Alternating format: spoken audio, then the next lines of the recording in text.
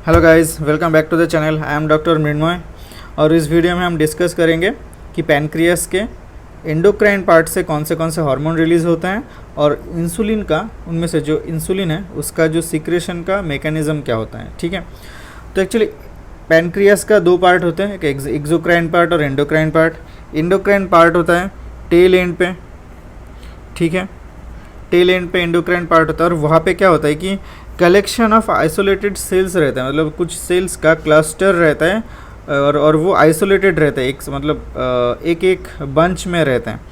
तो वो एक आइलैंड की तरह दिखते हैं, लाइक एक आइलैंड की तरह, और इसीलिए उस टाइप के सेल्स को बोला जाता है, मतलब वो आइलेट्स को बोला जाता है आइलेट्स ऑफ लैंगरहैंस। ओके, तो आइलेट्स ऑफ लैंगरहैंस जो है, यहाँ से ही हमारा वेरियस टाइप्स ऑफ सेल्स दिखा जाता है और वहाँ से various types of hormones secret होते हैं। तो वहाँ पे जो ए सेल और अल्फ़ा सेल हैं, जिसे अल्फ़ा सेल भी बोला जाता है, मेनली 4 टाइप के सेल से 4 टाइप के हार्मोन्स निकलते हैं। ठीक है, तो अल्फ़ा सेल्स, जिसे ए सेल भी बोला जाता है, वहाँ से निकलता है ग्लूकागॉन। ग्लूकागॉन क्या है? एक ऐसा हार्मोन है जो ब्लड ग्लूकोज को इंक्रीज़ करता है। सबसे इम्पॉर्टेंट सेल पार्ट है ये बी सेल और बीटा सेल। यहाँ से इंसुलिन सीक्रेट होता है, इंसुलिन, और यही सबसे इम्पॉर्टेंट पार्ट है पैनक्रियास का। सबसे इम्पॉर्टेंट हार्मोन है इंसुलिन, इसका काम है ब्लड ग्लूकोज को घटाना। डेल्टा सेल जो है, थर्ड सेल टाइप है जो डेल्टा सेल, यहाँ से निकलता है सोमैटोस्टैटिन।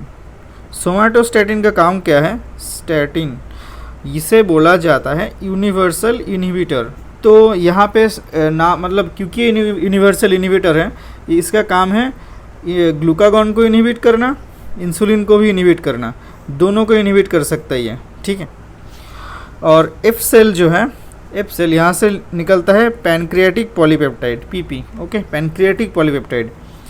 सबसे इम्पॉर्टेंट पार्ट है बीटा सेल, यहाँ पे सबसे ज़्यादा कंट्रीब्यूशन भी रहता है, इस सेल का काउंट भी ज़्यादा रहता है पैनक्रियास में। और ये जो इंसुलिन है, यहाँ पे कुछ यहाँ पे डिटेल्स में जानते हैं कि कैसे सीक्रेट होता है। यहाँ पे देखो, इंसुलिन के साथ यहाँ पे एक सी पेप्टाइड नाम के, सी पेप्टाइड 1:1 रेशियो में सीक्रेट होता है। ये 1:1 रेशियो में जब इंसुलिन सीक्रेट होता है, वो अपने प्रिकर्सर मॉलिक्यूल से जब क्लीव होकर के, डिग्रेड होकर के, जब एक्चुअल इंसुलिन फॉर्म में जब सीक्रेट होता है, वो सी पेप्टाइड नाम के एक मॉलिक्यूल के साथ को सीक्रेट होता है। ठीक है, तो 1:1 रेशियो में।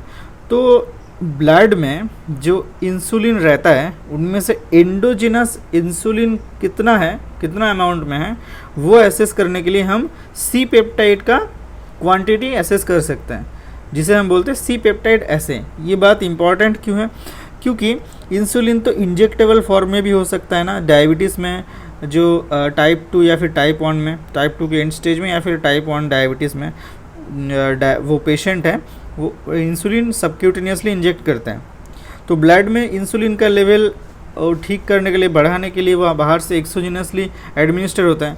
तो वहाँ पे देखना ये होता है कि एंडोजिनस इंसुलिन के साथ, मतलब जो वो इंसुलिन में, टोटल इंसुलिन में से ब्लड में जितना भी इंसुलिन मिल रहा है, उनमें से कितना पार्ट एंडोजिनस है, वो देखने के लिए हम क्या एसेस करेंगे? C peptide. सी पेप्टाइड देखेंगे। ये 4 टाइप के सेल से मेनली ये 4 टाइप का हार्मोन्स निकलते हैं। अभी ये देखने यहाँ से सबसे इम्पॉर्टेंट, क्योंकि इंसुलिन है, तो 51 अमीनो एसिड से इंसुलिन फॉर्म होता है और इसीलिए इंसुलिन को बोला जाता है प्रोटीन हार्मोन। क्योंकि प्रोटीन हार्मोन होने के लिए क्राइटेरिया होता है मोर देन 50 अमीनो एसिड्स रहने का। ठीक है, और ये सीक्वेंस कौन किया था, इसका स्ट्रक्चर सीक्वेंस कौन किया था? ये सैंगर, जो साइंटिस्ट है, सैंगर ने इंसुलिन हार्मोन को सीक्वेंस किया था। अब ये देखना है सिंथेसिस एंड रिलीज इंसुलिन का कैसे होता है। तो क्योंकि बीटा सेल एक ड्रॉ कर, बीटा सेल से इसका सोर्स है, बीटा सेल को एक सिंगल बीटा सेल को हम ड्रॉ कर लेते हैं। तो इंसुलिन का हमें सबसे पहले ये जानना है, सबसे ज़्यादा स्टिमुलेंट कौन है? सिक्रेशन का जो स्टिमुलेंट है, ब्लड ग्लूकोज। जितना ज़्यादा ब्लड ग्लूकोज होगा, उतना ज़्यादा इंसुलिन सिक्रीट होगा। ओके, तो ये कैसे सिक्रीट होता है वही देखना है।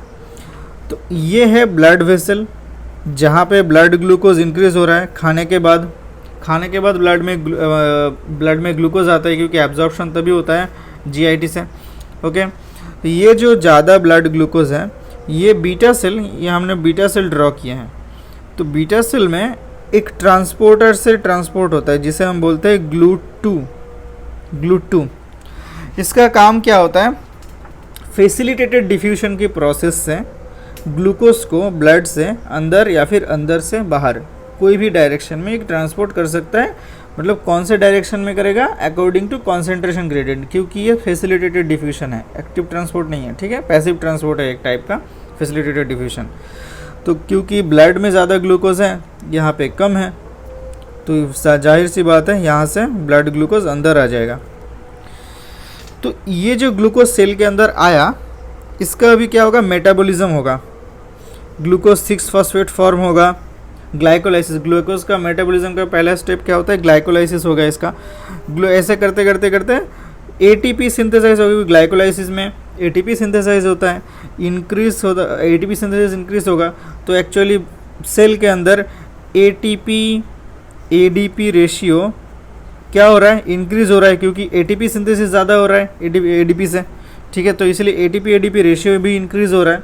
जब एटीपी एडीपी रेशियो इंक्रीज होता है, तब क्या होता है कि यहाँ पे सेल में कुछ ऐसे चैनल प्रोटीन और एक होता है जिसे बोलते हैं हम एटीपी सेंसिटिव पोटाशियम चैनल।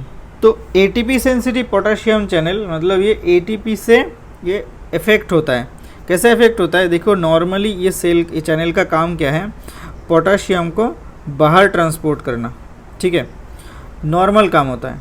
लेकिन ये सेल के अंदर एटीपी का कंसंट्रेशन ज़्यादा बढ़ रहा है, तो ये एटीपी की वजह से ये चैनल क्लोज हो जाएगा। जब एटीपी का कंसंट्रेशन सेल के अंदर, बीटा सेल के अंदर ज़्यादा होता है, तब ये ATP sensitive potassium channel close हो जाता है, जिसकी वजह से क्या होगा, देखो पोटाशियम का जो नॉर्मल आउटवर्ड जो मूवमेंट हो रहा था, सेल के अंदर जो इफ्लक्स हो रहा था, वो स्टॉप हो जाएगा। इसके वजह से सेल के अंदर more and more potassium accumulate होगा। और क्योंकि पोटाशियम एक पॉजिटिव चार्ज है, देखो पोटाशियम एक पॉजिटिव चार्ज है, तो सेल के अंदर का जो नेगेटिविटी है, सेल के अंदर का नेगेटिविटी को डिक्रीज़ करेगा या फिर पॉजिटिविटी को इंक्रीज़ करेगा। क्योंकि बीटा सेल है ये एक, यहाँ पे हम जानते हैं रेस्टिंग मेम्ब्रेन पोटेंशियल -90 मिलीवोल्ट है यहाँ पे। ठीक है, -90 मिलीवोल्ट आरएमपी है। ये अगर पोटाशियम एक्यूमुलेशन के वजह से मतलब पॉजिटिविटी इंक्रीज़ करता है, तो एक टाइम पे ये जा करके एक थ्रेशोल्ड पोटेंशियल में जाएगा। थ्रेशोल्ड पोटेंशियल में वहाँ से क्या होगा कि एक वोल्टेज सेंसिटिव, देखो डीपोलराइजेशन होगा उसकी वजह से। ठीक है, मतलब एक्शन पोटेंशियल में हम पढ़े थे वहाँ पे पिछले, मतलब एक वीडियो में हम पढ़ाए हैं एक्शन पोटेंशियल में कि डीपोलराइजेशन कैसे होता है।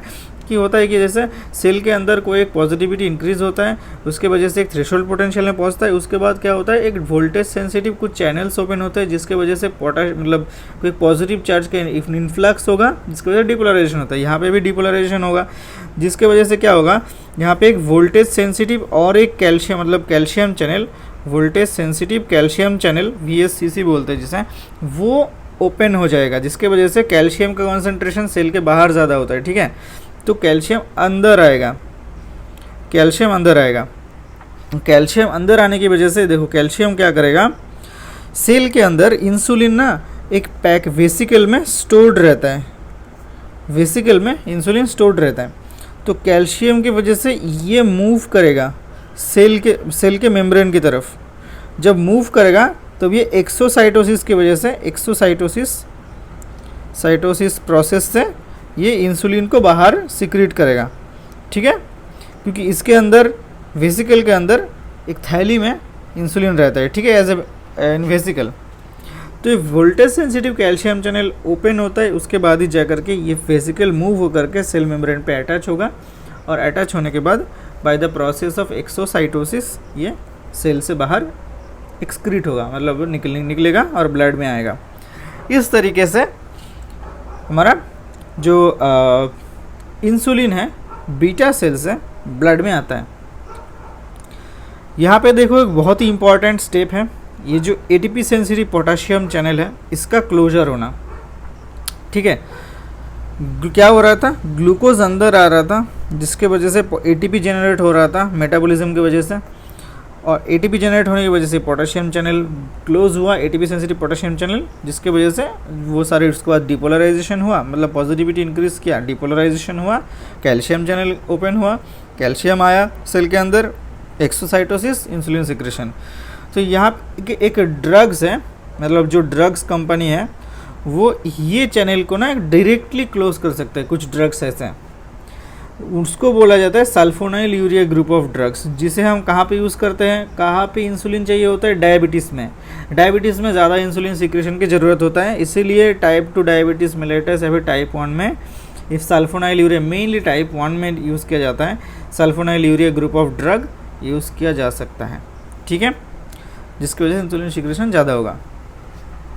तो कुछ ऐसा ही था, एक छोटा सा टॉपिक, इंसुलिन का सिक्रेशन कैसे होता है, उसका मैकेनिज़्म आई थिंक आपको समझ में आ गया होगा। और ऊपर से क्या था, कौन से हार्मोन्स रिलीज़ होता है एंडोक्राइन पैनक्रियास से, वो 4 हार्मोन्स, उनमें से सबसे इम्पॉर्टेंट है हमारा इंसुलिन, वो भी हम डिस्कस कर चुके हैं। तो आई थिंक आपको समझ में आ गया होगा। तो मिलते हैं नेक्स्ट वीडियो में, टिल देन गुड बाय।